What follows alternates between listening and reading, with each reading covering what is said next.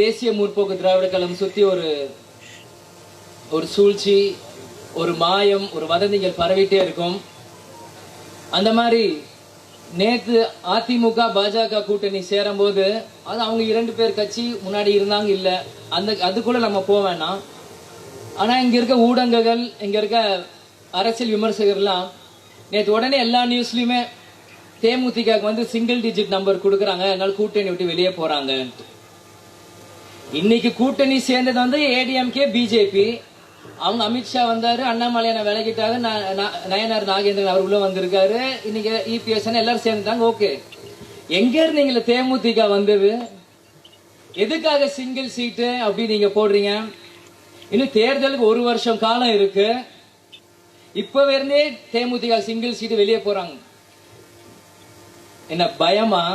இல்ல எனக்கு புரியல. ஏன்னா இப்ப இருந்தே மக்கள் மனசுல ஒரு ஸ்லோ பாய்சன் மாதிரி தேமுதிக சிங்கிள் டிஜிட் கொடுக்கணும், சிங்கிள் டிஜிட் கொடுக்கணும். நீங்க யார் நியமனம் செய்யறதுக்கு?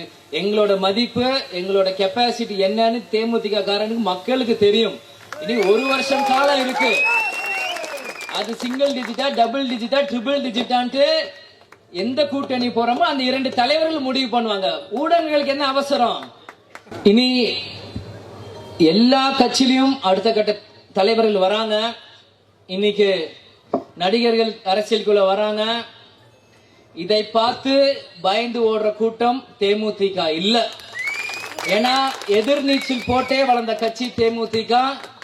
இன்னைக்கு நாங்க எல்லா சவாலையும் தாண்டி இன்னைக்கும் அதுக்கு என்ன சவாலோ சண்டை போட ரெடியா இருக்கோம்.